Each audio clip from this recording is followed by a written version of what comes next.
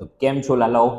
તમે જેની રાહ જોઈ રહ્યા હતા કે સર વિભાગ બી વિજ્ઞાન પૂરક પરીક્ષાના આઈએમપી બનાવો, તો આજે હું લઈને આવ્યો છું વિભાગ બી પૂરક પરીક્ષા માટે વેરી મોસ્ટ ઇમ્પોર્ટન્ટ. ક્લિયર? તો જોઈએ કે વિભાગ બી માં કયા કયા ચેપ્ટરમાંથી પ્રશ્નો પૂછાય છે અને કેવા પ્રકારના પ્રશ્નો પૂછાઈ શકે છે. ઓકે, ચલો. તો સૌથી પહેલી આપણે વાત કરી લઈએ કે કયા કયા ચેપ્ટરમાંથી વિભાગ બી માં કેટલા કેટલા પ્રશ્નો પૂછાય છે. જો ઓકે, તો ચેપ્ટર નંબર 1 છે ને એની અંદર વિભાગ એક બીમાં ચેપ્ટર 1 માંથી, ઓકે, આ જે ચેપ્ટર 1 છે એમાંથી એક પ્રશ્ન પૂછાશે. કેટલો પ્રશ્ન પૂછાય છે? એક જ. બરાબર. અગત્યના ચેપ્ટર છે ને એ આપણે કયા છે? એક પાંચમું ચેપ્ટર. જો પાંચમું, સાતમું, બરાબર છે, અને 11, 12, 13 આની અંદર જોઈએ કે દરેકે દરેક ચેપ્ટરમાંથી બે બે પ્રશ્નો પૂછાતા હોય છે. એટલે જોઈએ તો 5, 2 અને 3 5 ચેપ્ટર થાય છે. 5 ચેપ્ટર, દરેકના 2 ક્વેશ્ચન, એટલે 10 ક્વેશ્ચન તો તારા આમાંથી થઈ જાય. આપણે લખવાના જ 9 છે. બરાબર છે. તો હવે જોઈએ ચેપ્ટર વાઇઝ કે આ જે એક ક્વેશ્ચન છે એ કેવા ક્વેશ્ચન પૂછાઈ શકે છે. ઓકે, ચાલો. તો સૌથી પહેલી વાત કરીએ ચેપ્ટર નંબર 1 ની અંદર. તો ચેપ્ટર 1 ની અંદરથી આ પ્રશ્ન ઘણી વાર પૂછાઈ ગયો છે કે પદાર્થ X નું દ્રાવણ, ઓકે, ધોળવા માટે, દિવાલ ધોળવા માટે કયા, જો અહીંયા ધ્યાન આપજો, પદાર્થ X નું દ્રાવણ કીધું છે.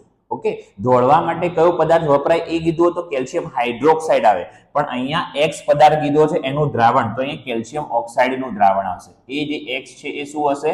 તો X છે એ કેલ્શિયમ ઓક્સાઇડ રહેશે. અહીંયા આ ખાસ ધ્યાન રાખજો. પછી તેની પાણી સાથેની પ્રક્રિયા જણાવવાની છે. તો કેલ્શિયમ ઓક્સાઇડ છે ને એની પાણી સાથે પ્રક્રિયા કરીએ ને તો કેલ્શિયમ હાઇડ્રોક્સાઇડ મળશે, CaOH2. Okay, calcium hydroxide. Done. અને બીજી વસ્તુ કે અહીંયા ઉષ્મા પણ ઉત્પન્ન થશે, તો પ્લસ આપણે અહીંયા લખીશું ઉષ્મા. ડન. તો બધું સોલ્વ નથી કરાવવાનું, ખાલી આ તો જસ્ટ કરાવી દીધું. તેલ તેમજ જે ચરબીવાળા ખાદ્ય પદાર્થો હોય છે, તેલી પદાર્થો, એની અંદર નાઇટ્રોજન ભરવામાં આવે છે. શા માટે? તો એક અગત્યનો પ્રશ્ન છે. ઓકે, એક ચળકતા કથ્થઈ રંગના તત્વ X ને હવામાં ગરમવામાં, તો આજે અહીંયા છે ને ચળકતું કથ્થઈ રંગનું તત્વ X છે. આ તત્વ કયું હોય? કોપર હોય. કયું હોય? કોપર. અને એને તમે ગરમ કરશો તો એ કાળા રંગનું બને છે. તો એ કઈ નથી બનતું? કોપર ઓક્સાઇડ બને છે. તો આ વિભાગ બી ની અંદર ચેપ્ટર 1 માંથી આવા પ્રકારના પ્રશ્ન પૂછી શકે છે. બીજું છે ખોરાપણું. ઓકે, ચલો આગળ વાત કરીએ ચેપ્ટર નંબર 3 ની અંદરથી. તો ચેપ્ટર નંબર 3 ની અંદર શું કરી દેવાના? તો પહેલા તો ધાતુ અધાતુના સામાન્ય ગુણધર્મ તારે ખાસ કરવાના છે. બરાબર છે. આ તારે વિભાગ સી માં પણ પૂછી શકે છે. બીજું ધાતુ અધાતુના અપવાદો. ઓકે, આ ખાસ ઉપભોગી ઉભયગુણી ઓક્સાઇડ કરવાનો છે કે ઉભયગુણી ઓક્સાઇડ એટલે શું, એના ઉદાહરણ પણ લખવાના છે. શા માટે આપણે સોડિયમને કેરોસીનમાં રાખવામાં આવે છે, એક આ કારણ જણાવવાનું છે. સમીકરણ લખો, આ પણ વેરી મોસ્ટ ઇમ્પોર્ટન્ટ છે કે વરાળ છે, વરાળની લોખંડ સાથેની પ્રક્રિયા કરાવવાની છે. ખાસ ધ્યાન રાખવાનું. બરાબર છે.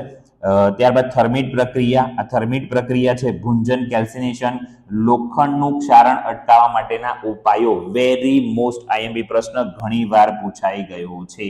ઓકે, તો આ ખાસ ધ્યાન રાખજો. આગળ જોઈએ. ચલો ચેપ્ટર નંબર 5. જો ચેપ્ટર નંબર 5 ની અંદર પહેલા છે પ્રકાશ સંશ્લેષણની સમીકરણ ઘણી વાર પૂછતા હતા. હમણાંથી પૂછાયું નથી, તો આ પૂછાઈ શકવાની શક્યતા વધારે છે આ વખતે. બીજું વાયુરંધ્ર ટૂંક નોંધ લખો. બરાબર છે. અમીબામાં પોષણ સમજાવો. ત્યારબાદ તફાવત સ્વયંપોષી પોષણ, વિષમપોષી પોષણ, તફાવત છે બધે બધા, જારક શ્વસન, અજારક શ્વસન, ધમની, શીરા.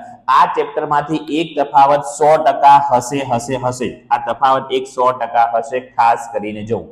ચલો આગળ વધીએ નેક્સ્ટ ચેપ્ટર ઉપર. તો હવે જે ચેપ્ટર છે એ ચેપ્ટર નંબર 7 છે. ધ્યાન રાખો, આ ચેપ્ટરમાંથી બે પ્રશ્નો પૂછાય છે, એટલે અગત્યનું છે. ચેપ્ટર 7 મૂકતા નહીં. ઓકે, અલિંગી પ્રજનન એટલે શું? તમારે કહેવાનું છે કે અલિંગી પ્રજનનની વ્યાખ્યા લખવાની છે. અલિંગી પ્રજનનના પ્રકાર જણાવો અને કોઈ પણ એક પ્રકાર સમજવાનું કીધું હશે, અથવા તો કંઈ કીધું હશે ભાજન સમજાવો. વધારે અગત્યનું છે એટલા માટે. ત્યારબાદ કે આ 100% 100% આ પ્રશ્ન હશે ને હશે કે કિશોર અવસ્થાની દરમિયાન છોકરા છોકરીઓમાં થતા સામાન્ય ફેરફાર જણાવો. વેરી મોસ્ટ આઈએમપી પ્રશ્ન. ચલો ત્યારબાદ ભાજન, અલિંગી પ્રજનનનો એક પ્રકાર છે એ સમજાવવાનો છે.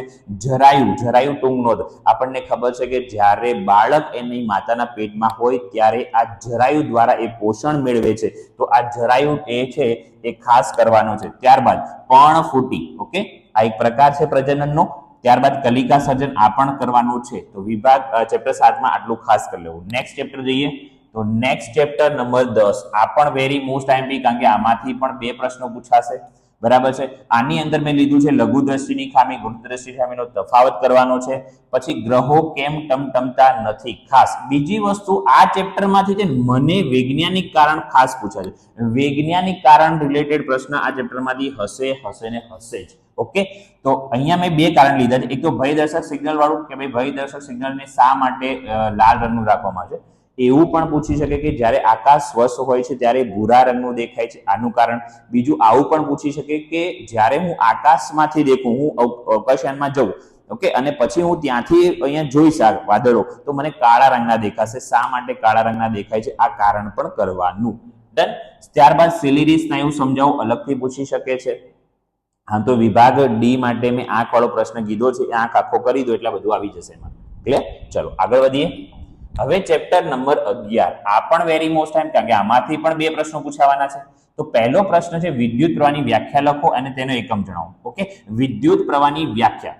આવું પણ પૂછી શકે કે વિદ્યુત પ્રવાહના એકમને વ્યાખ્યાયિત કરો. વિદ્યુત પ્રવાહનો એકમ શું છે? એમ્પિયર છે. વિદ્યુત પ્રવાહનો એકમ છે એમ્પિયર.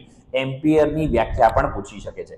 વિદ્યુત ઘટકો પરથી આકૃતિ દોરો. ઓકે, તમને અલગ અલગ ઘટકો આપી દીધા છે, એની ઉપરથી આકૃતિ બનાવવાની. તમને અવરોધ આપી દીધો હોય, આમ અવરોધ લગાવવાનો હોય, બરાબર છે. પછી બેટરી જોડવાની હોય તો અહીંયા બેટરી જોડી દઈશું આપણે, આવી રીતે બેટરી, બરાબર છે. એ મીટર અહીંયા સિરીઝમાં લાગે, એ મીટર અહીંયા સિરીઝમાં. વોલ્ટ મીટર આપ્યો છે, વોલ્ટ મીટર અહીંયા સમાંતરમાં લાગશે, આ ખાસ ધ્યાનમાં. તો આવી એક આકૃતિ વાળો પ્રશ્ન હશે. ડન.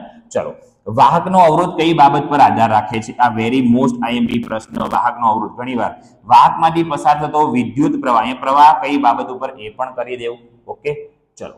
આ ઓમનો નિયમ લખો અને સૂત્ર તારવો, એ પણ અગત્યનું છે. તો વિભાગ ચેપ્ટર નંબર 11 માં તારે આટલા જ પ્રશ્નો કરવાના છે.